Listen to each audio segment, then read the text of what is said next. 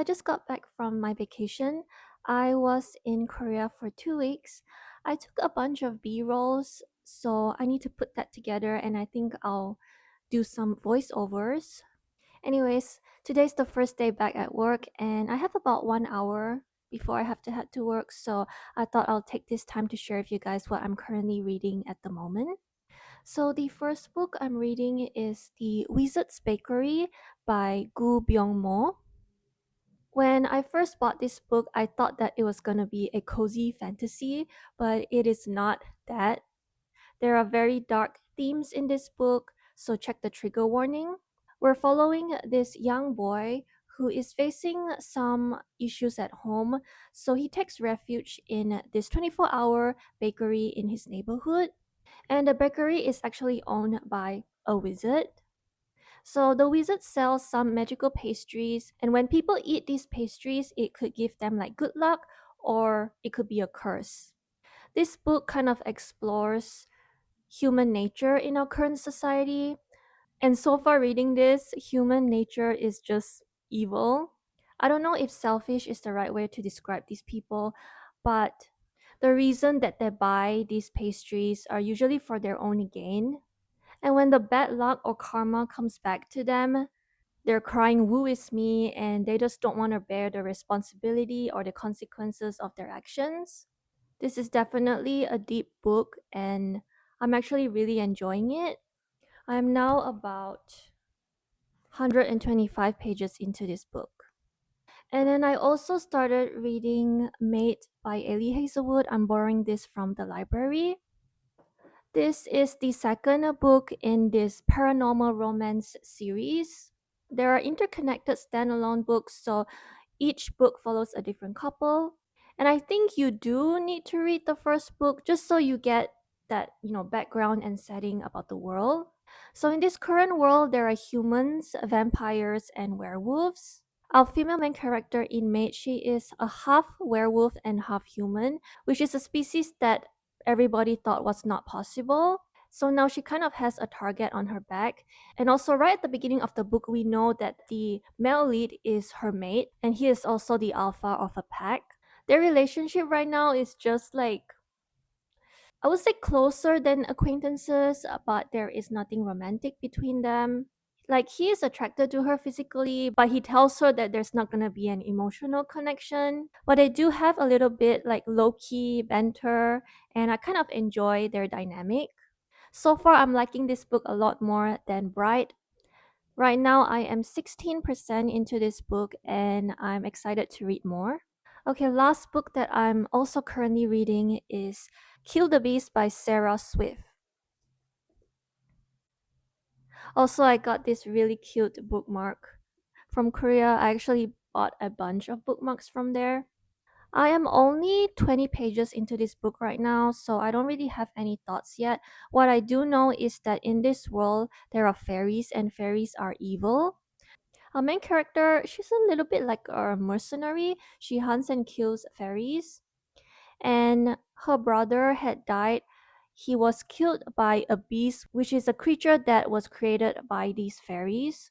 And I believe this will be like a revenge story. I want to read to you guys this blurb on the cover here. It says, "The Witcher meets House Moving Castle in this debut original fairy tale of revenge, redemption, and friendship. A heartwarming, cozy fantasy with a dash of gritty adventure." So far, I'm intrigued and I want to read more before I give you guys an opinion on this book. So, yeah, those are the books I'm currently reading right now. I'm about to go make a light breakfast and have my first cup of coffee for today, and then maybe fit in a little bit of reading before heading to work. And I'll come back to give you guys another update on my reading progress.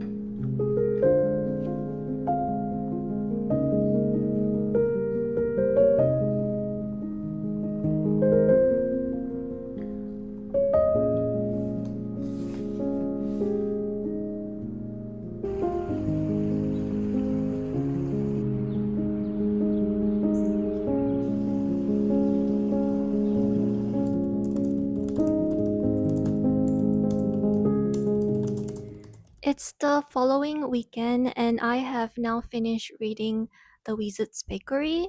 A lot of parts in this book were a bit painful to read just because of all the things that the young boy has and is going through. But at the end of it, there is a sense of hope. Despite all the bad things that he has gone through, because it has really messed with his head, he kind of like belittles himself. And this new relationship and experience at the bakery has given him this sense of feeling that, oh, actually, maybe somebody cares about me. Our baker slash magician himself also has his own battles, his own demons. Basically, this is a book that talks about the choices that we make. Obviously, life isn't perfect, but given the life that we have, our choices and our actions have consequences. This was an unexpected read for me, but I enjoyed it. I'm gonna have lunch soon, and then for the rest of today, I'm planning to binge read Mate. But before I make lunch, I want to share with you guys my recent purchase. I have two of my highly anticipated releases here. So let's do a little unboxing together.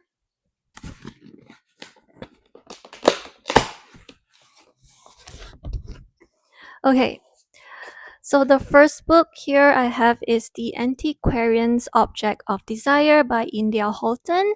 This is the third book in this kind of like interconnected fantasy romance series. It's basically a rom-com with a historical fiction setting. I really enjoyed the first two books, so I'm excited to read this one soon. And then the other book I got is The Last Contract of Isako by Fonda Lee. The Greenbone Saga series is one of my favorite fantasy series of all time, so obviously I have to pick up her new book.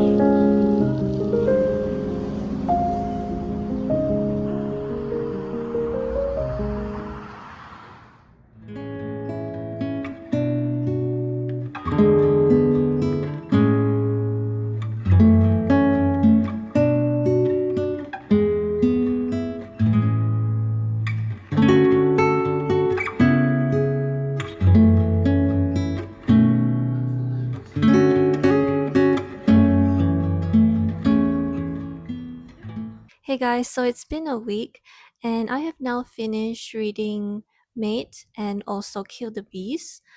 Let's talk about Mate first. This book had a lot more higher stakes than I expected. I mean, it is that light, fun, and romantic story. There are a lot of parts that felt kind of mundane but cozy, like when they were describing the view at the coast and when they went grocery shopping. Like their relationship feels very domesticated, very like homely and cozy, but at the same time they do have to deal with some very serious issues. And then there is kind of a miscommunication trope, but it's more of them both keeping secrets from each other. Also, Cohen, the male lead, is very attentive. I mentioned earlier that Cohen tells the female lead Serena that there's not going to be anything between them. And I was a little bit annoyed by that because I can clearly tell that Cohen cares so much for Serena. Of course, we find out the reason why later, but before I knew the reason, I was kind of annoyed with him. Like, why is he torturing himself and Serena and me? So, yeah, if you have read Bright and you didn't like it that much, I would still recommend that you check out Mate because I enjoy it so much more than Bright. Moving on to Kill the Beast. So I mentioned that in this world there are fairies and the fairies are kind of evil. They create these like creatures to hunt and attack humans.